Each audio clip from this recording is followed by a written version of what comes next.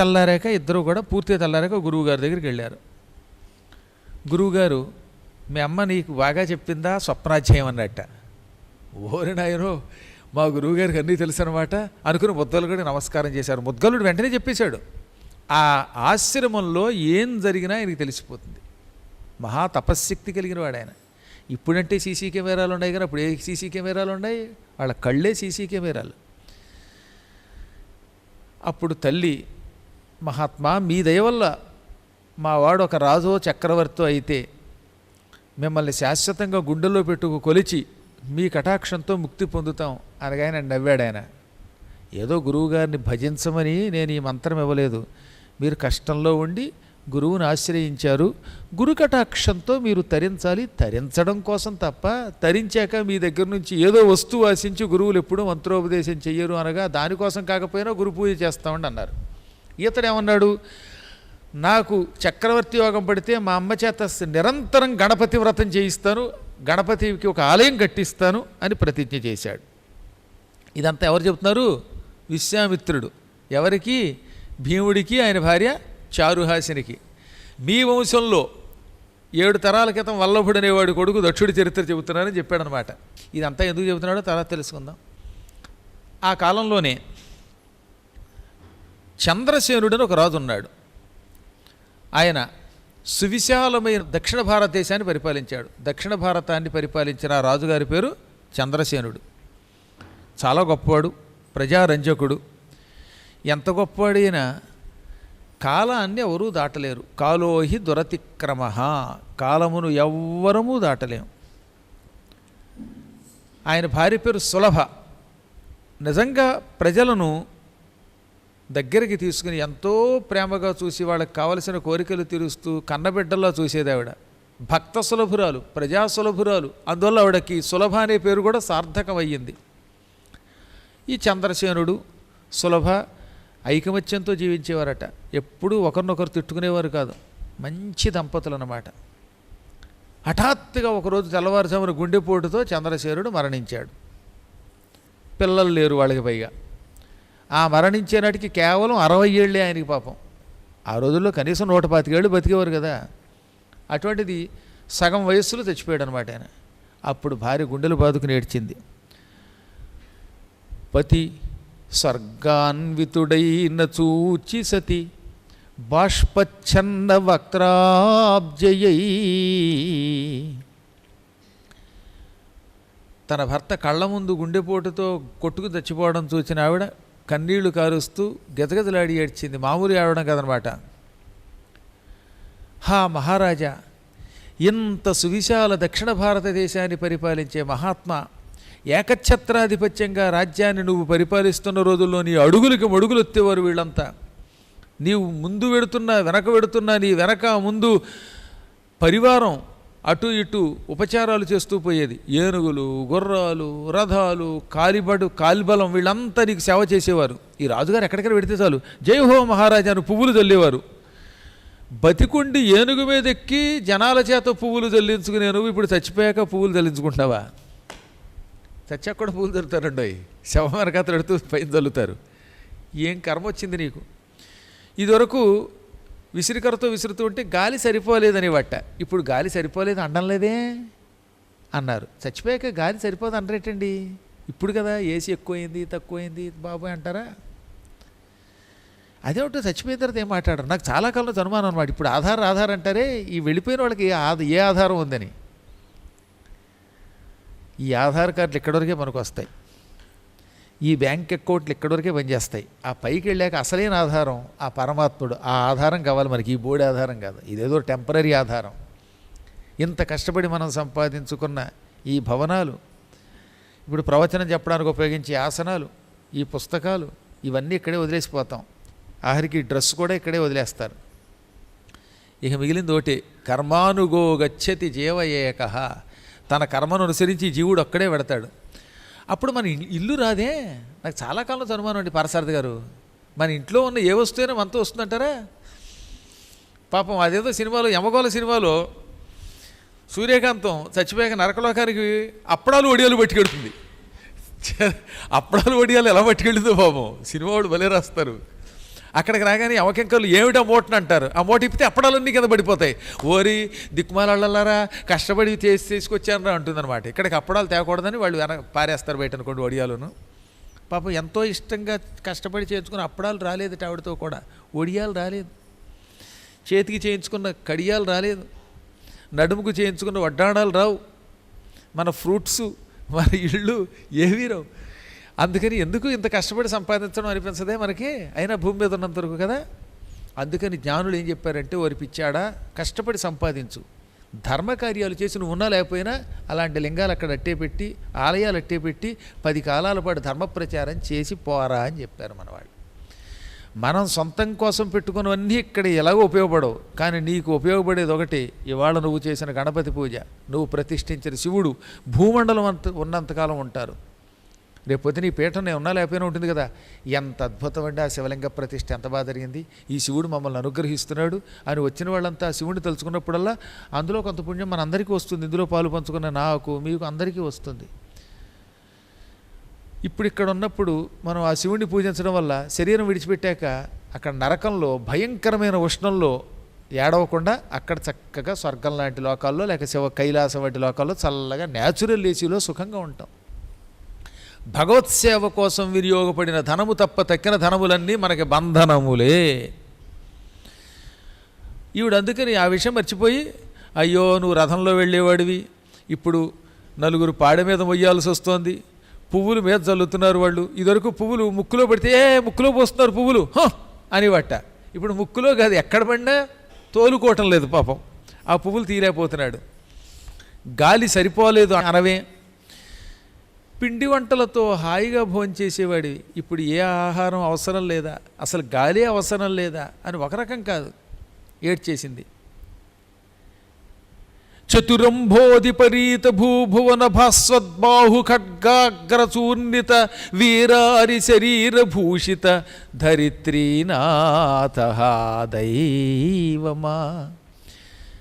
ఈ చతుస్సముద్రాలతో కూడిన భూమండలంలో ఉన్న శత్రువులందరినీ నీ బాహుబలంతో జయించావు. నువ్వు కత్తి దూసి శత్రువుల తలలు చెండాడావు, చేతులు నరికావు, కాళ్ళు నరికావు, వీళ్ళందరినీ చూర్ణితుల్ని అంటే పొడి పొడి చేసి పారేసావు, భూమి మీద పారవేశావు. అటువంటి నువ్వే భూమి మీద పడిపోయావా, ఆనాడు శత్రువులు చంపిన నువ్వు చివరికి నేల మీద పడిపోయావా అని ఏడ్చింది. నువ్వు చేసిన దాన ధర్మాలు రక్షించలేదా అని ఏడ్చింది. కాసేపు ఏడుస్తూ ఉంటే మంత్రులు అన్నారు, అమ్మాయి అన్నీ తెలుసుండి ఎందుకు ఏడుస్తావు, ఆయన ముందు నువ్వు వెనక, ఒకరి తర్వాత ఒకళ్ళు వెళ్ళిపోతాం, ఒకరి తర్వాత ఒకళ్ళు వెళ్ళక తప్పదు. అందుకే నేను నీలకంఠేశ్వర శతకంలో అద్భుతమైన పద్యం రాశాను. నీలకంఠేశ్వర శతకం ఒక్క కాపీ కూడా లేదు, ఇప్పుడు పునర్ముద్రణ చేస్తున్నారు. నాకు బాగా ఇష్టమైన మా శిష్యులు కొంతమంది ఉంటారు, అందులో మా జగదీష్ గారు అంటే నాకు ఎందుకు ఇష్టమో తెలుసా. గురువు దగ్గర శిష్యుడు ఎలా ఉండాలో ఈ ప్రపంచంలో ఆయన దగ్గర నేర్చుకోవాలి ఎవరైనా. ఆయన ఏదైనా మాట్లాడేటప్పుడు నేను కావాలని పరీక్షించడానికి ఏమండి ఇలా చేద్దామా అంటాను. ఆయన గురువుగారు మీ పాదపద్మాలకు నమస్కారం, నన్ను క్షమిస్తే ఇంకొక రకంగా చేద్దామండి పని అంటారు. ఎప్పుడు వద్దు గురువుగారు, వద్దు అనే మాట రాదు, గురువుగారు ఇంకా ఇలా చేస్తే బాగుంటుంది అంటారు ఆయన. అలా అనడం కోసమే నేను కూడా ఆయన పరీక్షిస్తూ పలుకుతూ ఉంటాను. ఒక్కనాడు వ్యతిరేకంగా మాట్లాడ్డా ఆయన. ఎంతోమంది శిష్యులు తర్వాత చాలామంది వస్తారు, అరుదుగా ఉంటారు కొంతమంది అన్నమాట. అందుకే అలాంటి శిష్యులు గుండెల్లో ఉండిపోతారు. నేను ఒక్కొక్కప్పుడు గురువులు కూడా తమ మనస్సులో ఉన్నది బయటికి చెప్పకపోతే ఎవడో తెలుస్తుంది. అత్యంత ఆశ్చర్యకరమైన శిష్యుడు మా జగదీష్ గారు అంటే. ఇంకా కృష్ణప్రియ ఉంటుంది, కృష్ణపద్మ, ఆ పేరు నేనే పెట్టాను. అసలు పేరు ఉత్తిపద్మైనా కృష్ణ పరమాత్మని సేవ చేసుకుంటుంది కనుక అన్నాను. గురువుకి నమస్కారం చేయకుండా శుతిమెత్తగా మాట్లాడకుండా ఒక్కనాడు కఠినంగా పలకదు. ఇంకొక ఆవిడది జ్యోతి అని, ఆవిడైతే శివుడే గురువు గారు అనుకుంటుంది పాపం. అందుకే పిల్లలతో హాయిగా సుఖంగా ఉంటారు. వాళ్ళ పిల్లలకు మంచి పెళ్ళిళ్ళు అవుతాయి, బాగా చదువుతున్నారు, అంతా కూడా హై లెవెల్లో పైకి వస్తారు. అనుముల వెంకటరమణ గారిని ఒక ఆయన ఉన్నారు. ఆయన అసలు మాట్లాడు, మౌనంగా ఉంటాడు ముని, అలా మనస్సులోనే గురువుగారిని ధ్యానం చేసుకుంటారు ఆయన. శ్రీచరణ్ అని ఒక ఆయన ఉన్నాడు, గురువుగారి కటాక్షం వల్ల అవధానాలు చేస్తున్న మహాపండితుడు. అతని కలం కదిలితే గురువుగారి గురించే వర్ణన వస్తుందన్నమాట. అందుకే సంస్కృత ఆంధ్ర భాషల్లో హై లెవెల్లో ఈనాటి కాలంలో ఎవ్వడూ మళ్ళీ అతనికి సాటిరాడు, అంత అద్భుతంగా అవధానం చేస్తున్నాడు ఆయన. నేను నిజం చెప్తాను, ఇవాళ ఉన్న వాళ్ళు ఎవరు ఆయనకి సాటిరారు. ఈ భవిష్యత్ కాలంలో అతన్ని కొట్టేవాడు మరొకడు లేడు. ఆ ఏం కవిత్వం అండి ఆ సంస్కృత సమాసాలు, అసలు చూడండి మీకు మతిపోతుందన్నమాట. అటువంటి అవధాన అయ్యాడు. ఒక గొప్ప డాక్టర్ గారు ఉన్నారు, ఫ్లారిడాలో ఉంటారు, విజయలక్ష్మి గారు. మన పీఠానికి వచ్చారు కిందటి సంవత్సరం, మన 2019లో సుఖస్థలకు కూడా వచ్చారు. సింపుల్గా ఉంటారు ఆవిడ. ఏమి భక్తి అండి ఆవిడది. నార్త్ కెరోలినాలో ఉంటారు డాక్టర్ విజయ నిర్మల గారు. అసలు ఆ కంఠం వింటేనే మన మనస్సులో ఉన్న అశాంతి తొలగిపోతుంది. అది గురుభక్తి అంటే. మనం అలాంటి వాళ్ళని చూసి నేర్చుకోవాలి. పవన్ కుమార్ అని దుబాయ్లో ఉన్నాడు, శ్రేష్ఠ పవన్ కుమార్ అని. అతను మాట్లాడితేనే ఆ మాటలోనే ఒక ముచ్చట ఉంటుంది. బెంగళూరులో ఉన్నాడు జితేంద్ర, చిన్న కుర్రాడే, ఇంకా పెళ్లి కూడా కాని కుర్రాడే. కానీ ఒక్కనాడు ఒక్క ముక్క మాట్లాడలా. ఇక్కడ చెప్పడం, గురువుగారు చెప్పింది ఇంకోళ్ళ దగ్గర మోయడం, అక్కడ ఇలా మోయడం, ఇలాంటివి చేతకావు. కఠినంగా మాట్లాడడం చేత కాదు. ఇలాంటి శిష్యుల కోవకి మనం చేరాలి. వాళ్ళకి ఇహం పరం రెండూ వస్తాయి. అన్నీ వింటాం, బయటికి వెళ్ళాక మా గురువుగారు అలాగే మాడతారండి అంటాం. మా గురువుగారు అలాగే మాడతారండి అని అంత తేలిగ్గా తీసినప్పుడు అసలు ఆ గురువుగారి దగ్గరికి ఎవడమన్నాడా, నేను ఏమైనా బొట్టెట్టి నా దగ్గర రెండని పిలిచాడా? ఏ గురువు అయినా? గురువు ఎప్పుడు పిలవలేదే. మేము ఇక్కడ మీకు బోధ చేస్తాం, మంత్రోపదేశాలు చేస్తాం, రండి బాబు రండి, కొత్త దేవుడండి అని పాడాడా? రామరామ అలా పాడితే వాడు కలిపురుషుడు. తన మానాన తాను ధర్మోద్ధరణ చేసుకుంటూ పురాణం చెప్పుకుంటూ ఉంటే తరించడం కోసం గురువు చెప్పిన మాటలు మమ్మల్ని బాగు చేస్తున్నాయి అనుకుని నీ అంతటా నువ్వు వచ్చావు ఆయన దగ్గరికి. వచ్చి చేరినప్పుడు యావజ్జీవితం భక్తితో ఉండు, లేకపోతే అసలు నేను ఎవడరమన్నాడు, నీవెందుకు వెళ్ళావు? మా గురువుగారు ఏం చెప్పినా చెయ్యగలము, ఆయన మార్గంలో నడుచుకుంటాము అనుకున్నప్పుడు వెళ్ళాలి. లేకపోతే హాయిగా నీ ఇంట్లో కూర్చో, వెళ్ళి హాయిగా పూర్వంలాగే చుట్టా బీడీ సిగరెట్ కాల్చుకుంటూ కాలక్షేపం చేసి, లేకపోతే మాట్లాడుకూరుకో. ఇవి పరమ పవిత్రమైనటువంటి అద్భుతమైన మాటలు. ఇవి దృష్టిలో పెట్టుకోవాలి. ఎందుకు చెప్తున్నాను నేను ఈ మాట? ప్రతి ప్రాణి ఏదో ఒకనాడు వెళ్ళిపోవలసిన వాడే. అటువంటి వాడి గురించి నీలకంఠేశ్వర శతకాన్ని నేను ఇప్పుడు రాశాను. ఆ శతకాన్ని ఇప్పుడు మా శిష్యులు తాత్పర్యంతో మళ్ళీ ప్రింట్ చేయిస్తున్నారు. ఆ ప్రింట్ చేయించాలనే చాలా గొప్ప కోరిక మా జగదీష్ గారిదన్నమాట. ఆయన గురించి తలుచుకుంటూ ఈ నీలకంఠేశ్వర శతకం గురించి ఒకసారి మళ్ళీ చెప్పుకున్నాం. శిష్యుల్ని మనస్ఫూర్తిగా తలుచుకున్నామంటే వాళ్ళకి సకల శుభాలు కలుగుతాయి అన్నమాట. ఇప్పుడు నేను చెప్పే ఆ నీలకంఠేశ్వర శతకం 1987లో ప్రారంభించాను. అప్పుడు రాసిన పద్యాలు అలా మొత్తం మీద 2000 సంవత్సరం నాటికి పూర్తి చేశాం. ఎందుకో ఎక్కువ కాలం పట్టింది కొన్ని పద్యాలు చివరిలో పూర్తి చేయడానికి. అందులో ఏమన్నాను? ఆయుష్కాలము చెల్లినంతటనే ఆయా వంకలన్ ప్రాణముల్ తీయున్ మృత్యువు దాని చేతలకును తిరుగున్నదే లేదు యాతాయాతమ్ము జగమ్ము చాటెడిని సత్యం మిద్ది మృత్యుంజయా నీయారాధన కన్న వేరు గతియున్నే నీలకంఠేశ్వరా.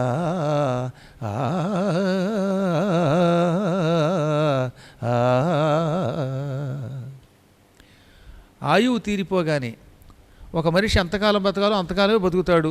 ఇక శరీరం విడిచిపెట్టాలి. ఆ ఆయుష్కాలం తీరిపోయింది. అప్పుడు మృత్యువు ఏదో ఒక వంకతో మన ప్రాణం తీస్తుంది. అదొక వంక, వీడు చావడానికి అది వంక అంతే తప్ప దానివల్ల వీడు చావడంలా, వీడు చంపడానికి ఒక వంక వచ్చిందనమాట.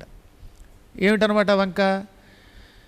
ఈ మధ్యన మొన్న ఒక ఆవిడ చేప కూర తిందిట, చేప ముళ్ళు గొంతులో గుచ్చుకు చచ్చిపోయాడు కుర్రాడు చచ్చిపోయాడు, లేదా ఆవిడే చచ్చిపోయిందో. మొత్తం మీద ఇంట్లో చేప ముళ్ళుతో ఒక ఆవిడో ఒక అబ్బాయో పోయారు. అయ్యో మా ఆయన దరిద్రుడు, ఈ పోటీ చేప కూర తెచ్చాడు, చేపలు తేకపోతే బతికేవాడేమో అంటున్నారట ఇంట్లో వాళ్ళు. చేపలు తేకపోతే వాడేం బతకడు, వీడు చావడానికి ఆ చేప ముళ్ళు అనేది ఒక వంక, అది గొంతుకులో పడి చచ్చిపోయాడు. అది కాకపోతే ఇంకో రకంగానే చచ్చిపోతాడు. మొత్తం మీద గొంతుకు గడ్డం పడి చావడం అప్పుడు ఖాయం. ఇప్పుడు ప్రస్తుతం ఆ వంక వీడిని చంపింది. ఇంకోడు ఉన్నాడు, స్నానం చేయడానికి నదిలోకి వెళ్ళాట, కొట్టుకుపోయి చచ్చిపోయాడు.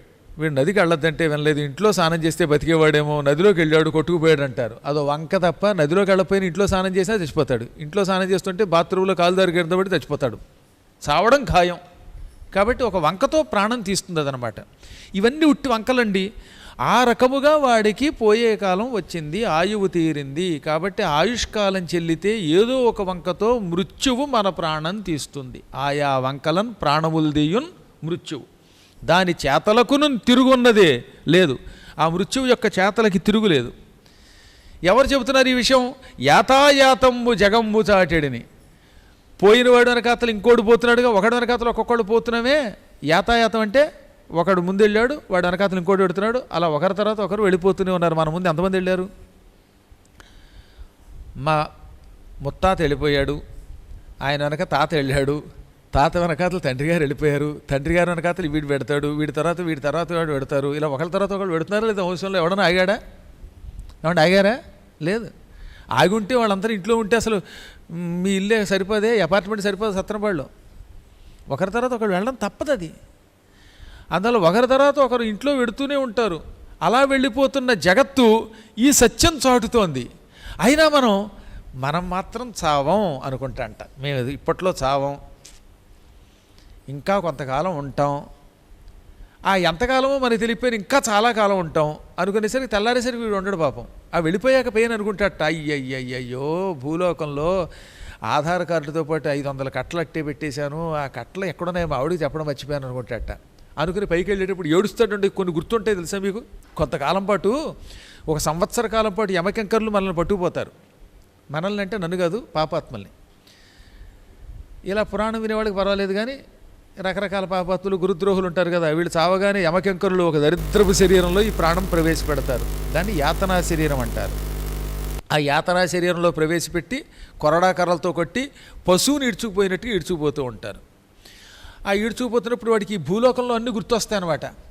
అర్రెర్రెర్రే, మంచం దగ్గర 500 కట్టలు ఆరు పెట్టాను, మా ఆవిడికి తెల్లారిగా చెబుదాం అనుకున్నాను, కానీ నా బతుకు తెల్లారిపోతుంది అనుకోలేదు, ఇప్పుడే తెల్లారిపోయింది, ఏమైపోతుందో ఆ కట్ట అనుకుంటాట. ఒరే, ఆ కట్టలు ఇంక నీకు పనికిరావురా, నీ బతుకు చెత్తబొట్టేరా అని వాడు కొడుతూ ఉంటే అయ్యో అని ఏడుస్తాడు. ఎక్కడ లేని బాధలు అప్పుడే కలుగుతాయి అన్నమాట. నేనేమో లాకర్లో పెట్టేశాను మొత్తం బంగారం అంతా, ఆ లాకర్ ఇవ్వకుండా మర్చిపోయాను, ఇప్పుడు ఆ లాకర్ కొంతకాలం పై గవర్నమెంట్ హ్యాండ్ ఓవర్ చేసుకుంటుంది, అయ్యో కొడుక కూతురోయ్ మనవడోయ్, ఇవన్నీ తలుచుకుని ఏడుస్తారట పైన. అప్పుడు కూడా భగవంతుడు గుర్తుకురాడు. అప్పుడు మధ్య మధ్యలో వీళ్ళు చితక్ కొడుతున్నప్పుడు మాత్రం అరే పద్మాకర్ గారు ప్రవచన మండపంలో ఈ విషయం చెప్పారు, అప్పుడు వినలేదు, అప్పుడు మధ్యలో బయటికి వెళ్ళాను, తిరిగాను, బుర్ర చెదిరింది అని ఏడుస్తాడు. కానీ ఇవేమీ మళ్ళీ వాడికి ఉపయోగపడవు. వన్స్ ఈ శరీరం విడిచిపెట్టాక మళ్ళీ భూమికి రాలేడు. అందువల్ల ఏమైనా ఉంటే ముందే నాకు చెప్పేయండి, ఏం పర్వాలేదు. మీ ఆవిడికి చెప్పకపోయినా గురువుగారు లాకర్ అక్కడ ఉందండి అని చెప్పేస్తే నేను వాళ్ళకందరికీ వీలునామా చూపించేసి ఇది ఏమండి ఫలానా వాళ్ళ లాకర్ ఎక్కడ ఉందంటే అని చెబుతాను. నేనేం పట్టుకోనులేండి, ఇలాగనే కాస్త నమ్మండి ఎవరో ఒకళ్ళని. లేదా కనీసం మీ ఆవిడ నమ్మకపోతే కొడుకునేనే నమ్మండి, కొడుకుని నమ్మకపోతే మిత్రుడైనా నమ్మండి, ఎవడో ఒకడన పట్టుకెడతాడు. ఎలాగో చచ్చాక వీడు పట్టుకెళ్ళడు, ఎవరో ఒకడికి ఇచ్చేసిపోతే మంచిది కదా. కానీ అలా ఇవ్వలేము మనం, చూస్తూ అదో పెద్ద సమస్య అన్నమాట. బతికొండగా తన చేత్తో చేసుకోడు ఎవడను, శరీరం విడిచాక అలాగో చేయలేడు. ఇవన్నీ గుర్తుకు వచ్చే లోపే భగవద్ధ్యానం చెయ్యాలి. అందువల్ల ఒకదాని వెనక వెళ్ళిపోతున్నటువంటి ఈ ప్రజలు ఈ మృత్యువు యొక్క సత్యాన్ని చెబుతారు, పోవడం తప్పదనే సత్యం చెబుతారు. అందుకని యాతాయాతమ్ము జగమ్ము చాటడిని సత్యం మిద్ది. ఇప్పుడు ఏం చేయాలి? మృత్యుంజయ నీ ఆరాధన దక్క వేరుగతియున్నే నీలకంఠేశ్వరా. ఓ మృత్యుంజయ, నీ ఆరాధన తప్ప, నిన్ను పూజించడం తప్ప మాకు మరొక గతి ఉందా? అయినా మేము పూజించలేకపోతున్నాం, దురదృష్టవంతులం అని ఏడుస్తారట పాపం. అని నేను ఎప్పుడో 87లో రాసిన పద్యం ఇదనమాట. ఈ దృష్టిలో పెట్టుకోవాలి మనం. అదే మంత్రులు చెప్పారు, వెర్రి తల్లి మీ ఆయన పోయాడని ఏడుస్తున్నావు, రేపు నువ్వు పోతావు, ఇది సృష్టి రహస్యం, ఒకరి తర్వాత ఒకళ్ళు పోక తప్పదు. ఈ చంద్రసేన మహారాజు ఉన్నంతలో అందరినీ ప్రేమగా చూశాడు, పరిపాలన బాగా చేశాడు. నువ్వు కూడా సులభాని పేరున్నందుకు భక్త సులభురాలు అయ్యావు, ప్రజలకి సులభంగా దర్శనమిచ్చావు, పోషించావు. చచ్చిన వాడి కోసం ఏడవకు, ఎక్కడికెడతాడు? ఈ సృష్టి అనంతం, అందులో కలిసిపోతాడు. రేపు మనం వెళ్ళిపోతాం, తప్పదు. ఈ ఏడుస్తూ కూర్చున్నంత మాత్రం చేత పోయినవాడు వస్తాడా? తప్పదు, ఎవరిదాని వాడు వెళ్ళిపోక తప్పదు.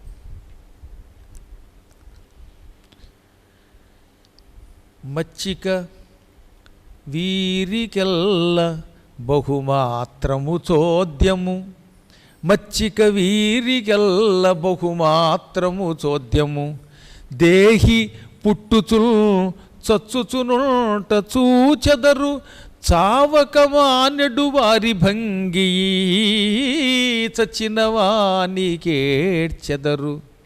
చావున కొల్లకడాగవచ్చునే ఎచ్చట బుట్టె అచ్చటికి నేగుట నైజము ప్రాణికోటికిన్. ఈ మనుష్యులను చూస్తూ ఉంటే నాకు ఆశ్చర్యం కలుగుతుందన్నాడు యమధర్మరాజు. యముడు అన్నట్ట, వీరిని చూస్తే నాకు ఆశ్చర్యం కలుగుతోంది. భూమి మీద పుట్టడం, పుట్టి కొంతకాలం పెరగడం, పెరిగి ముసలివాళ్ళై చివరికి చావడం ప్రతి వ్యక్తి చూస్తూనే ఉంటాడు. దేహి పుట్టుచును చచ్చుచునుంట చూచెదరు. కానీ అయినా ఏం చేస్తారు? చావక మానెడు వారి భంగి ఈ చచ్చిన వానికి ఏడ్చెదరు. వీడు చావనట్టుగా చచ్చినవాడి కోసం పోయావా, ఏమయ్యో పోయావా, ఏమే పోయావా, ఒరేవు పోయావా, ఒసేవు పోయావా అని ఏడుస్తారు. ఈ చచ్చినవాడి కోసం ఎంత ఏడిస్తే మాత్రం వాడు వస్తాడా? రమ్మని పిలిస్తే వస్తాడా? మళ్ళీ బతకూడదా, రాకూడదా అని ఏడిస్తే ఎక్కడ రాడు వాడు. నువ్వు ఎంత గింజుకో, ఒకసారి శరీరము నుంచి ప్రాణము వెళ్ళాక వాడు బ్రతకడం అసంభవం. ఎక్సెప్షన్ కేసులు ఎక్కడో ఒకటి అలా ఉంటాయి, పక్కన పెట్టండి. తాను చావనట్టుగా చచ్చిన వాడి కోసం ఏడుస్తారు. ఎవడైనా చావకుండా శాశ్వతంగా ఉంటాడా? చావునకు వల్లక డాగవచ్చునే. చావు నుంచి తప్పించుకొని ఏ గదిలో అయినా దాక్కోగలమా? ఇంకెందుకు ఏడవడం? ఎంత భ్రమ ఇది! ఉన్న 4 రోజులు మంచి పని చేసి, భగవద్ధ్యానం చేసి, 10 మందికి ఉపయోగపడే పనులు చేసి, శరీరం విడిచిపెట్టి హాయిగా ముక్తి పొందక ఎందుకు ఈ పని?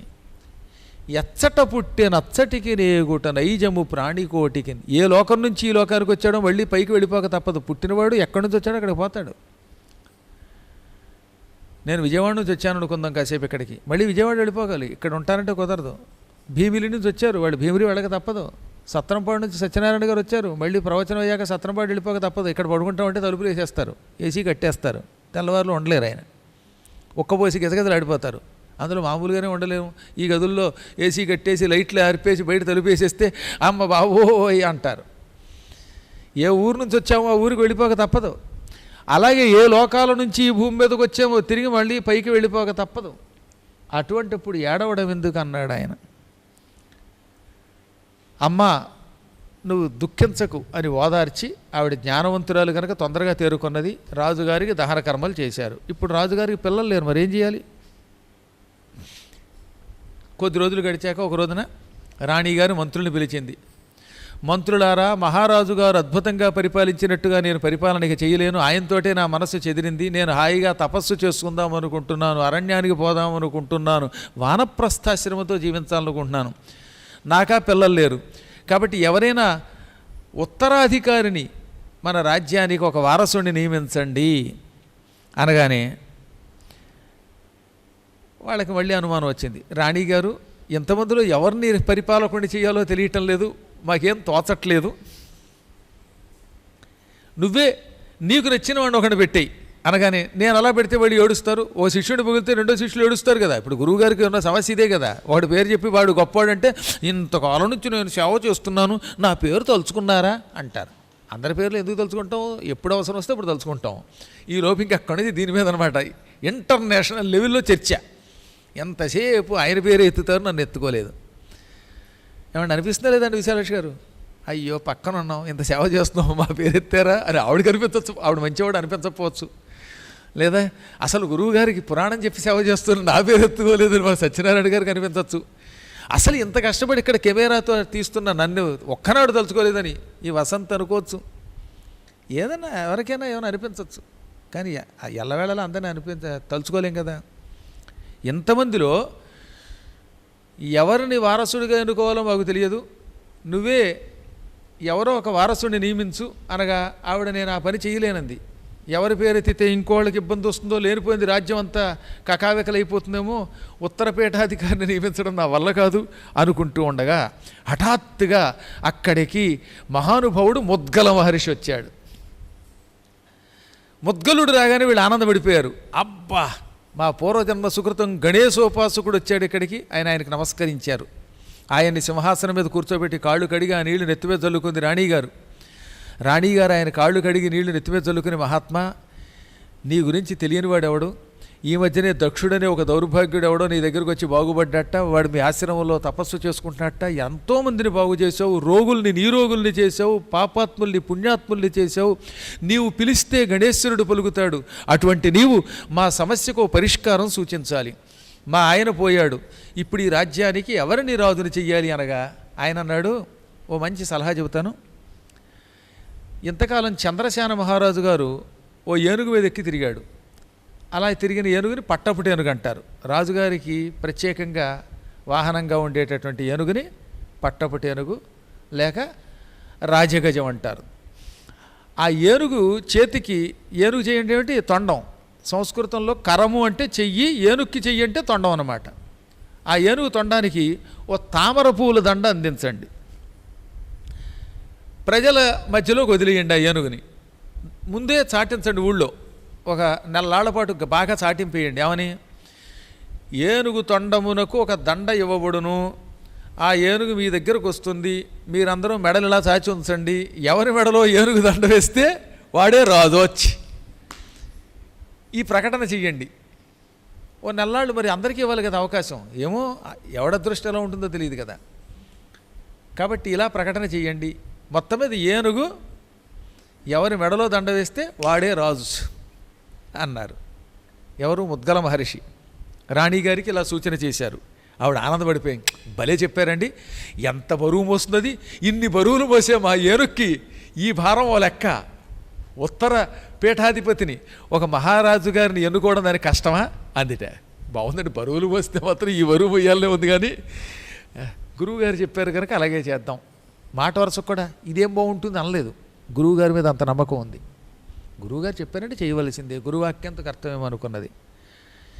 ముద్గలుడు వెళ్ళిపోగానే వెంటనే మంత్రులు ఒక నెలల పాటు మొత్తం వాళ్ళ రాజ్యంలో, దక్షిణ భారతదేశంలో ఆ మహారాష్ట్ర మొదలుకొని ఈ చివరి వరకు అన్ని ప్రాంతాల్లో చాటింపేశారట.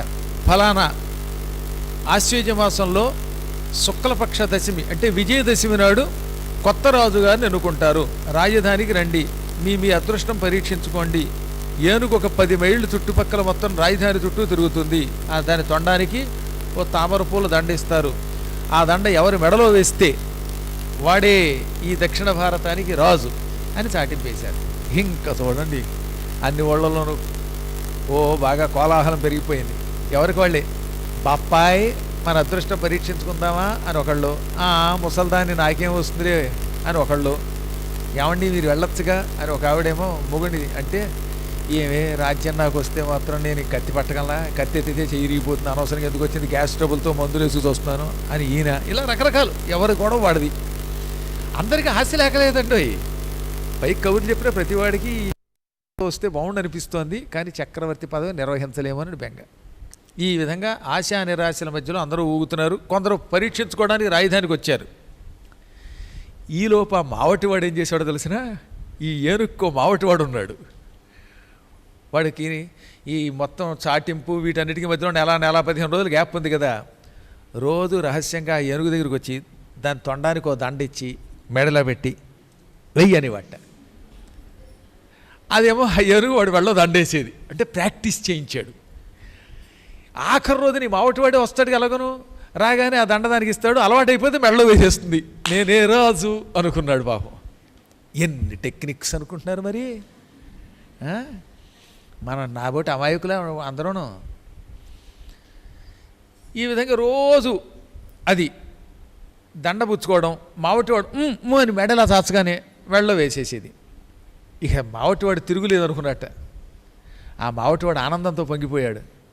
ముద్గల మహర్షి భలే సూచన చేశాడు రాణిగారికి. ఈ పట్టపుటేనుగు నా ఏనుగు అవ్వడం, దానికి నేనే మావటివాడిని అవ్వడం, దాంతో అది నాకు మచ్చికవ్వడం ఎంత అదృష్టం. రోజు దానికి దండిస్తున్నాను, అది నా వేళ్ళలోనే వేస్తోంది. ఇంకా విజయదశమి నాడు దానికి ఎదురుగుండా నేను కనపడతాను, మెడలో దండ వేస్తుంది. ఆ తర్వాత సింహాసనం మీద కూర్చుంటాను. ఒకప్పుడు రాణిగారు నన్ను కొరడాతో కొట్టించిన విషయం గుర్తొచ్చింది నాకు. ఓ రోజున అన్నం పెట్టలేదు ఏనుక్కి. దాంతో ఆవిడికి చాలా బాధ కలిగిందిట. ఒరే తిండి పెట్టకపోతే ఎలారా అంటే వినలేదట. 2-3 సార్లు చూసింది. ఓసారి 2 కొరడా దెబ్బలు కొట్టించిందిట. అందుకని కసి ఉంది లోపల. మాస్టర్ పిల్లలు కొడితే ఆ టీచర్ మీద ఎలా అయితే స్టూడెంట్స్ కోపం వస్తుందో అప్పుడప్పుడు మందలిస్తూ ఉంటే కొందరు కోపం రావచ్చు. రాణిగారి మీద వాడికి ఎంత కసి ఉంది ఇప్పుడు నాకు అర్థమైంది రాడు మావటి వాడికి. వాడు ఆ ఏనుక్కి సరిగ్గా ఆహారం పెట్టక ఏడిపించాడని ఎప్పుడో 2 కొరడా దెబ్బలు కొట్టిస్తే ఆ 2 కొరడా దెబ్బలు గుర్తున్నాయి కానీ మిగతావన్నీ గుర్తులేవు. అందుకని నేను సింహాసనం మీదకి ఎక్కి కూర్చున్నాక ఈ రాణిగారికి నాకు 2 కొరడా దెబ్బలు వేస్తే 200 కొరడా దెబ్బలు శిక్ష విధించకపోతానా ఇలా అనుకుంటున్నాడు వీడు. ఈ గందరగోళంలో ఎవరికి వాళ్ళే ఆశలు. కొందరేమో అభిషేకాలు చేయించుకున్నారు. నేను రాజవ్వాలి, నా పేరు మీదుగా గోత్రనామాలతో అభిషేకం చేయండి అని సాయి దగ్గరికి కొందరు వచ్చారు. ఆయన అన్నాడు, ఆ రాజు ఏదో నేనే మీ గోత్రనామాలతో చేస్తాను, నాకేం లాభం అని తన గోత్రనామాలతో తన కోసం ఆయన చేసుకున్నాడు. ఎవడికి వాడికి ఆశ కదా మరి. ఎవడి ప్రదక్షిణలు వాడివి, ఎవడి పూజలు వాడివి. ఇంతమంది ఇంత గందరగోళాలు పడ్డారు. మొత్తం మీద విజయదశమి వచ్చింది. ఆ విజయదశమి నాటికి ముద్గల మహర్షి అన్నాడు, ఏమో ఎవరి అదృష్టంలో ఉంటుందోనమ్మా, నీ కొడుకుని తీసుకుని నువ్వు వెళ్ళు దక్షుడితోటి అన్నట్ట. గురువుగారు చెప్పాక కాదనకూడదుగా. మాకెందుకు గురువుగారు అల్లా. కొంతమంది అలానే వేస్తారు తొందరపడి. నాకు చాలా ఆశ్చర్యం ఏంటంటే, మేము అపార్ట్మెంట్లో ఉన్నప్పుడు మా పక్కన ఒక పెద్ద ఆయన ఉండేవారు. ఏమండి హఠాత్తుగా మీరు దారిలో ద్వారకా తిరుమల నడిచి పెడుతూ ఉంటే మీకు 1,00,000 రూపాయలు దొరికితే ఏం చేస్తారంటే, నాకు ఎక్కడ దొరుకుతుందండి, అబ్బే నాకు దొరకదన్నాడు. అంతే, ఆయన దొరకలేదు, దరిద్రమే పట్టుకుంది. నేను అన్నానంటే అది నిజం అవుతుంది. వద్దని నువ్వే అన్నావుగా నీ నోటితో, నీ నోటితో. వద్దని అనకూడదు, మీరు గుర్తుపెట్టుకోండి. ఏదైనా వస్తూ ఉంటే నా నోటితో వద్దని అనకూడదు మీరు. ఎందుకని నేను క్రాంతదర్శిని, మీకు రావడం కోసం ఒక ఆశీర్వచనం ఇస్తున్నాను, శుభం కలగాలి. మీరు ముందే వద్దంటే నాకు స్థలం వద్దు, ఇల్లు వద్దు, లేకపోతే ఇంకోటి వద్దంటే ఇక అప్పుడు భగవంతుడు వద్దన్నావు గట్ల ఏమీ లేకుండా చేస్తాడు. దానివల్ల భవిష్యత్తులో నీకు కొన్ని ఇబ్బందులు ఉంటాయి. అవి రాకుండా ఉండడం కోసమే దీవిస్తాం మేము. ఇక మీద ఎప్పుడైనా గురువుగారు ఏదన్నా మంచి కోరుకుంటే మీకు అవునానండి, సత్యనారాయణ గారు మీ అదృష్టం బాగుండాలండి, మీకు కొత్త బైక్ రావాలండి, మాంధాతకాలం లాంటి బైక్తో మీరు నానాయాతన పడుతున్నారు, కొత్త బైక్ మీకు వస్తుందన్నానంటే వస్తుందనాలి. అంతే, నాకెందుకండి ఈ పాత బైక్ చాలంటే అలాగా. ఎంతకాలం మాంధాత బైకు? మాంధాతకాలంలో అది పనిచేసింది. ఇప్పుడు మాంధాత కాదు, ఇది మా తాతకాలం కూడా కాదు, ఇది ఈ కాలం. ఈ కాలంలో దిక్కుమలతో ఎంతకాలం పడతాం? ఎప్పుడో మారుతి కారు స్టార్టింగ్లో ఉన్న కారు ఎంతకాలం పడతాం? కాబట్టి కొత్తది వస్తుందంటే అలాగే అనాలి, వద్దనకూడదు. జై బోలో గణేష్ మహారాజుకి. ఎప్పుడు ఏమనాలి ఇక మీదట? శుభమే పలకాలి. తథాస్తు దేవతలు ఉంటారు కనుక. అందువల్ల మారు మాట్లాడకుండా ఈ దక్షుడు కూడా బయలుదేరాడు. తల్లిని వెంటబెట్టుకొచ్చాడు. ఊరికి చివరున్న సత్రం దగ్గర వీళ్ళు ఆగారు. ఈలోపు మొత్తం సత్రం ఏమిటి, ఊరంతా జనాలతో నిండిపోయింది. అందుకే అసలు ఊళ్ళోకి వెళ్ళలేకపోయారు వీళ్ళు, ఊరవతలు ఆగిపోయారు. ఏనుగుకి దండ ఇచ్చారు, ఏనుగు బయలుదేరింది. ఈ మావటివాడు 2-3 సార్లు దానికి ఎదురుకుండా కనపడి అండం మొదలెట్టాడు. కానీ వెంటలో దండ వేయటల్లా. మళ్ళీ దగ్గరికి రాగానే కేంకరించి తొండంతో ఒక్క దెబ్బ కొట్టింది. హడిని పక్కకు పడిపోయేటవాడు. ఎంత ప్రాక్టీస్ చేయించుకున్నాడు వాడు, వాడిని నెత్తి మీద ఒట్టించి వెళ్ళిపోయిందిట. వాడు ఏడుస్తూ కూర్చున్నాడు. నీకు అంత తిండెట్టానే, నీకు ఎన్నిసార్లు ఆ దండ ఇచ్చానే, వెళ్ళ వేయించుకున్నానే అన్నట్ట. ఎన్ని ప్రాక్టీస్ చేసినా యోగం లేకపోతే చివరి మూమెంట్లో ఉండదు. మీరు చూడండి, కొంతమంది ప్రాక్టీస్ మ్యాచ్లో విజృంభిస్తారు, సిక్సర్లు కొడతారు, అసలు దగ్గరికి వెళ్ళేసరికి డక్అవుట్ అయిపోతారు. అలా అయిపోయింది ఆయన పరిస్థితి. వాడు పక్కకు పడ్డాడు. నేను మావటిని అని తొండం దగ్గరికి ఎడతావా, తొండంతో ఒకటి ఇచ్చుకుందా అని పక్కవాళ్ళు హాస్యం ఆడారు. ఇంకక్కడి నుంచి ఎవడికి వాడనమాట, అమ్మా గజరాజా మెడలో దండవేయి, గజరాజా విఘ్నేశ్వరుడిలాగా నిన్ను పూజిస్తాం అని ఒక్కొక్కళ్ళు ఎదురుగుండా పడడం, దండాలు పెట్టడం, ఇలా చెయ్యొప్పడం, అది ఎవరిని పట్టించుకోకుండా కేంకరించి హుమ్మండం. దాంతో వాళ్ళు భయపడి పక్కకి వెళ్ళిపోవడం జరిగింది. మొత్తం మీద ఎంతమంది ఎంత గింజుకున్నా ఈ మెడకాయ నెప్పెట్టింది తప్ప కొంగల్లా చాచినా అది మాత్రం వంగి మెడలో దండ వేయలేదు. ఎవడి యోగం వాడిది అది. పాపం ఆడ మగ ఎవడికి వాడికి ఆనందం అనమాట. రాజు అయిపోదాం, రాణి అయిపోదాం అని చాలా ప్రయత్నాలు చేశారంతా. ఆఖరికి రిటైర్ అయిపోయినా అలాంటి ఆవిడ కూడా దగ్గరికి వెళ్ళారటండి. ఎవరికి వాళ్ళు ఆశ్చర్యపోతూ దగ్గరికి వెళ్ళారు. కానీ పాపం ఆ గజరాజు గారు ఎవరి మెడలోనూ దండ వేయలేదు. ఊరంతా తిరిగేసింది. ఊరు చివర పాడుబడ్డ సత్రం దగ్గర ఎక్కడో ఉన్నాడు ఈ దక్షుడు. అక్కడికి వెళ్ళి ఘేంకరించి మెడలో దండేసింది.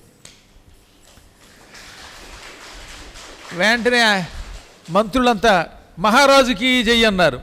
కల వచ్చింది కదండి తెల్లవారుజామున కల్లో ఏనుగు వచ్చి దండ వేసిన కల వచ్చిందా? ఆ కళ చక్రవర్తి యోగం అని చెప్పాం కదా. ఎక్కడికి పోతుంది? విఘ్నేశ్వరుడు ఇచ్చిన కళ. దాంతో మారుమూల ఉన్నవాడు మెడలో దండేసింది. నెల్లాళ్ళు ప్రాక్టీస్ చేసిన వాడికి ఏం మిగలేదు, వాడు మళ్ళీ మావటాడే. శుభ్రంగా ఇప్పుడు పట్టపటి ఏనుగు మీద కూర్చోబెట్టారు, వీడిని అలంకరించారు, తీసుకొచ్చారు. శుభముహూర్తంలో ఆయన్ని రాజుని చేసేశారు. వెంటనే వాళ్ళ అమ్మని పిలిచి అమ్మ రా అన్నాడు, తీసుకెళ్ళాడు. ముందు ఒక గణేశ మందిరం, అద్భుతమైన గణేశ మందిరం నిర్మాణం చేశాడు. ఆయన రాజవగానే మొట్టమొదట చేసిన పని ఏమిటి, నేను అప్పుడే పట్టాభిషేకం చేసుకోను, నేను రాజునే, కానీ సింహాసనం మీద కూర్చుని కిరీటం పెట్టుకోవడానికి ముందు నాకు ఈ గణపతి ఆలయం పూర్తవ్వాలని ఆ రాజభవనం దగ్గర అద్భుతమైన ఆలయం కట్టాడు. ఆలయంలో గణపతిని ప్రతిష్ఠించాడు.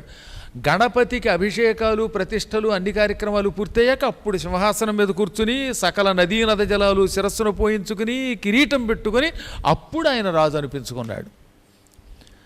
తల్లి చేత ఎన్నో వ్రతాలు చేయించాడు, దాన ధర్మాలు చేయించాడు. అప్పుడు వచ్చేసేట వల్లభుడు వెతుక్కుంటూ నా కుమారుడు అని గంటేశాడు. వీడి 12 ఏళ్ల వయస్సులో. అవునా?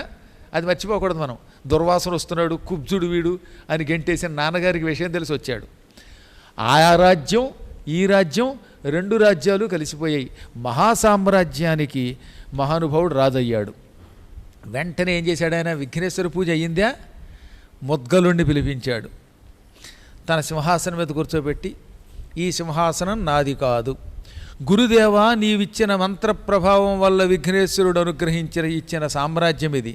ఈ సామ్రాజ్యం నాకు అక్కర్లా, గురువు అయిన నీకు ధారాదత్తం చేసేసాను, నువ్వే పరిపాలించుకో, నీ సేవ చేయించుకుని నన్ను అనుగ్రహించి ముక్తిని ఇయ్యని గురువుగారి కాళ్ళు పట్టుకుని ఏడ్చి బంగారపు పళ్ళెంలో కాళ్ళు పెట్టి కడిగి ఆ నీళ్లు నెత్తిమీద జల్లి ఆ తర్వాత మళ్ళీ అన్నాడు, మునీశ్వర నాహం కర్త, నేను కర్తని కాదు, నాహంచాపిచ మహారాజ, నేను మహారాజుని కాను, అన్నిటికీ మూలకారకుడివి నువ్వు, రోగిని నీరోగిగా ఒక భోగిగా యోగిగా చేసిన దయాస్వరూపుడివి, అందుకని ఇది నీవు స్వీకరించన్నట్ట. ఆయన నవ్వాడు.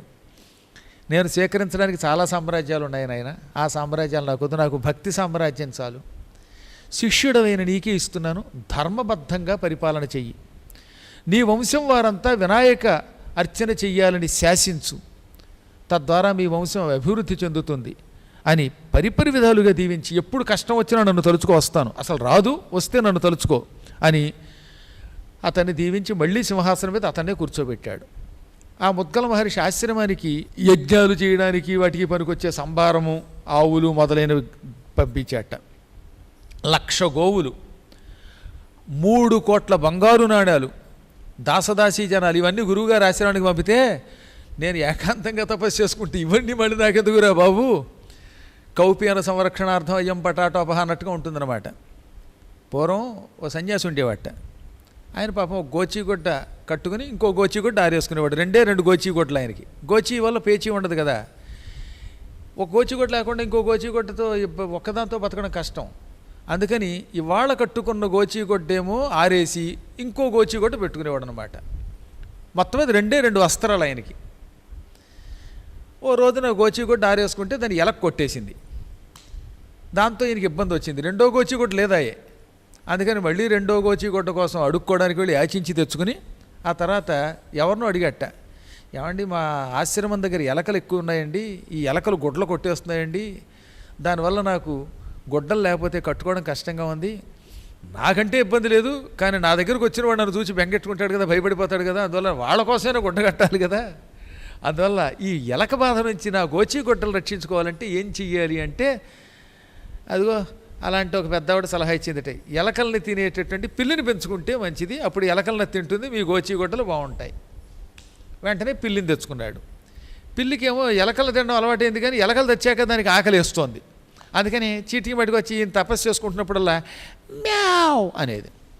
ఓహో దీనికి ఆకలి వేస్తుంది, ఉన్న ఎలకలు పోయినట్టున్నాయి, మళ్ళీ కొత్త ఎలకలు వస్తాయి కాబట్టి ఇది ఉండాలి, కానీ దీన్ని ఎలా పోషించాలి అనుకుంటే ఆవుని పెంచుకుంటే ఆవు పాలు వస్తాయి కదండి, పాలు పోసి పిల్లిని పెంచండి అని మళ్ళీ ఆవిడే సలహా ఇచ్చింది. బాగుందనుకుని ఆవుని తెచ్చాడు. ఆవుని పోషించాలంటే ఈయనకి చేత కాదుగా, అందుకని ఆవు దూడ కోసం ఏం చేశాడు, ఓ పని మనిషిని పెట్టుకున్నాడు.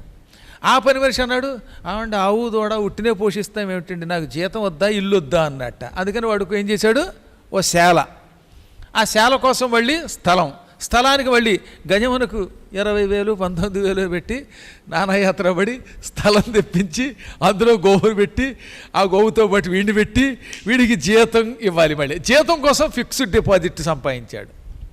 ఇప్పుడు ఏమైపోయింది, ఫిక్స్డ్ డిపాజిట్లు కాస్త జీతం రాగానే ఎక్కడెక్కడి నుంచి రావడం మొదలెట్టారు భక్తులంతా. ఎలాగో ఆశ్రమం పెరుగుతోంది కదా అని కువైట్ నుంచి ఒకడు, లేకపోతే దుబాయ్ నుంచి ఒకడు, హైదరాబాద్ నుంచి ఒకడు ఈ జనాలు రావడం మొదలెట్టారు. వీళ్ళ కోసం మళ్ళీ వంటశాలకు వంట ఆవిడ, మళ్ళీ వీళ్ళందరికీ కరెంటు బిల్లులు కట్టాలి కదా. బాబు వచ్చిన వాళ్ళంతా ఒట్టినే తినిపోతే ఎలారా బాబు, కాస్త తలకు 150 వండడం మొదలెట్టాడు. ఇక ఇక్కడి నుంచి దరిద్రం అడుక్కోవడాలు మొదలయ్యాయి. ఇక్కడి నుంచి ఇక సామ్రాజ్యం పెరిగింది. ఈ సామ్రాజ్యంతో తపస్సు పోయింది. చివరికి ఈయన హడిలిపోయి మళ్ళీ ఎందుకు వచ్చిందిరా బాబుని ఎవడో అందులో వదిలేసి ఈయన మళ్ళీ ఇంకో అడవికి పారిపోయాట. అందుకని ఏమన్నారు, కౌపీన సంరక్షణార్థం అయం పటాటోపహ. ఒక గోచిగుడ్డ రక్షించుకోవడానికి ఈ పటాటోప మొదలయ్యి చివరికి అశాంతి తయారైందనమాట. పీఠాలు పెరిగే కొద్దీ అంత అశాంతి అండి బాబు. అడ్డమైన వాడు చేరతాడు, తలకో సలహా ఇస్తాడు, ₹1 ఎక్కువైందంటాడు, ₹1 తక్కువైందంటాడు. పారాయణ చేయండి అంటే వాడికి బజ్జీ కావాలి, వాడికేమో ఇడ్లీ కావాలి, రోజు ఇడ్లీనే మధ్యలో ఉప్మా వద్దా అంటాడు. మీకు ఎంత తలనొప్పో తెలియదు వీటి వల్ల. అందుకనే పూర్వకాలంలో మాకు హాయిగా నైమిషారణ్యంలో ఒంటరిగా నేనే పారాయణ చేసుకుని పురాణం చెప్పుకునే రోజుల్లో ఏ గందరగోళం లేదు. చూశారా లేదు మీరు? అవునా? అంటే అలాగే నీవు మానేస్తే ఎంతోమంది తరించరు, అది వేరే విషయం. కానీ తరించేటప్పుడు ఇలాంటి వాటిని భరించాలి. ఒక పెద్ద బాధ్యతను ఎత్తి మీదకి వచ్చే కొద్దీ కొన్ని ఇబ్బందులు వస్తూ ఉంటాయి. నానా రకాల వాళ్ళు చేరతారు. ఈ చేరిన వాళ్ళు కొంతమంది వాళ్ళ పరాక్రమం కోసం, వాళ్ళ ఏదో పదవుల కోసం, లేకపోతే వాళ్ళ మాట చెల్లుకోవడానికి చేరతారు. చాలా గందరగోళాలు అవుతాయి. మొత్తం మీద ఏదైనా ఇవన్నీ ఇబ్బంది. అందువల్ల నాకు ఇవేం వద్దు బాబు, ఈ గోవులు వద్దు, ఈ బంగారపు కాసులు, ఈ 3 కోట్లు వద్దు, ఇంకోటి వద్దు, ఏం వద్దని ముద్గలుడు అందరికీ పంచిపెట్టేశాడు. ఈయన ఇచ్చినవన్నీ దానం చేసేశాడు. దానం చేసి ఏకాంతంగా ముద్గల మహర్షి తపస్సుకి వెళ్ళిపోయాడు. ఆ తర్వాత అందరూ ఆయన్ని దీవించారు. వల్లభుడు తన కుమారుణ్ణి దగ్గరికి తీసుకుని, దక్ష ఎంత దక్షుడు వెయ్యావురా, ఎంత సమర్థుడు వెయ్యావురా అన్నాడు. ఈ కథంతా విన్న ఒక మహారాజు గారు తన కుమార్తె వీరసేన అన్నావిడిని దక్షుడికిచ్చి పెళ్లి చేశాడు. ఇప్పుడు తండ్రి వల్లభుడు, తల్లి కమల, భార్య వీరసేనతో దక్షుడు హాయిగా జీవించాడు. ఇదంతా ఎవరు చెప్తున్నారో మర్చిపోకూడదు మళ్ళీ మనం. విశ్వామిత్రుడు భీముడికి చారుహాసినికి చెప్పాడు, ఆనాడు మీ వంశంలో 7 తరాల క్రితం వాడిన ఆ వల్లభుడి కొడుకు దక్షుడికి ఇంత వైభవం పట్టింది. ఆ దక్షుడికి వీరసేనకి బృహద్భానుడు అనే కుమారుడు పుట్టాడు. బృహద్భానుడి కొడుకు ఖడ్గధరుడు. గుర్తుపెట్టుకోండి, వల్లభుడి కొడుకు ఎవరో? దక్షుడు.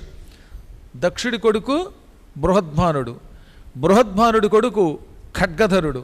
ఖడ్గధరుడి కొడుకు సులభుడు. సులభుడి కొడుకు పద్మాకరుడు. ఈ పద్మాకరుడు కాదు, ఆయన పేరు కూడా పద్మాకరుట. నా పేరు పురాణాల్లో ఉందండి. మొత్తం మీద ఈ పద్మాకరుడి కొడుకు వపుర్దీప్తి. వపుర్దీప్తి కొడుకు చిత్రసేనుడు. ఆ చిత్రసేనుడి కొడుకు నువ్వు. అందుకే 7 తరాలు కరెక్ట్గా నీతో కలిపితే 8, నీకు ముందు 7 తరాలు వరసగా దక్షుడు. దక్షుడి కొడుకు ఖడ్గధరుడు, బృహద్భానుడు. బృహద్భానుడి కొడుకు ఖడ్గధరుడు. ఖడ్గధరుడు కొడుకు సులభుడు. సులభుడు కొడుకు పద్మాకరుడు. పద్మాకరుడు కొడుకు వపుర్దీప్తి. వపుర్దీప్తి కొడుకు చిత్రసేనుడు. ఇదిగో ఆ చిత్రసేన పుత్రుడివి భీమసేన నువ్వు. భీమ. మీ వంశం వాడి కథ ఎందుకు చెప్పానో తెలుసా నేను?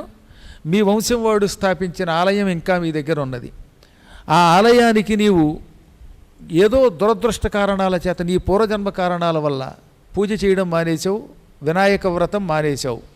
అందుకే మీ వంశం వాళ్ళంతా వినాయకుడిని పరంపరగా కొలిచినంతకాలం, మీ కులదేవతను కొలిచినంతకాలం ఐశ్వర్యం పొందారు, సంతానం పొందారు, ఎవరికి ఇబ్బంది రాలేదు. కులదేవతను నిర్లక్ష్యం చేసి నీవు సంతానహీనుడు అయ్యావు. అందుకని నీకు ఈ కథ చెప్పాను. ఆనాడు మీ వంశం వాడైన దక్షుడు స్థాపించిన విఘ్నేశ్వరుణ్ణి భక్తి శ్రద్ధలతో మండల దీక్షతో కొలిచావంటే నీకు బంగారం లాంటి కొడుకు పుడతాడు అని విశ్వామిత్రుడు ఆయనకి వినాయక మంత్రం ఇచ్చాడు. ఎంత అదృష్టవంతుడండి విశ్వామిత్ర మహర్షి నేను. నా అదృష్టవశాత్తు నువ్వు నా పూర్వజన్మ రహస్యం చెప్పావు, మా వంశం వాళ్ళ కథలు చెప్పావు. పూర్వజన్మ అంటే ఇదివరకు జన్మని కాదు, గడిచిపోయినవన్నీ చెప్పావు. చాలా సంతోషం. నువ్వు ఇచ్చిన మంత్రం విడిచిపెట్టకుండా మా వంశస్థుడైన దక్షుడు స్థాపించిన ఆలయంలోనే విఘ్నేశ్వరుణ్ణి పూజిస్తాను అని భార్యతో పాటు తిరిగి ఇంటికి వచ్చేసాడు. ఆయన ఇంటికి వచ్చి తన ఇంట్లోనే ఉంది కదా మందిరం, మరి ఎక్కడికి వెళ్ళక్కర్లేదు మందిరం. తన రాజమందిరంలోనే 7 తరాల క్రితం దక్షుడు కట్టిన ఆ విఘ్నేశ్వర ఆలయం ఉంది. ఆ విఘ్నేశ్వర ఆలయంలో విఘ్నేశ్వర పూజ కోసం విశ్వామిత్ర ఆశ్రమం విడిచిపెట్టి భార్యాసమేతంగా వచ్చాడు. రాజుగారు తిరిగి వచ్చారని తెలుసుకున్న మంత్రులు ఆనందోత్సాహాలతో ఎదురొచ్చారు, స్వాగతం చెప్పారు.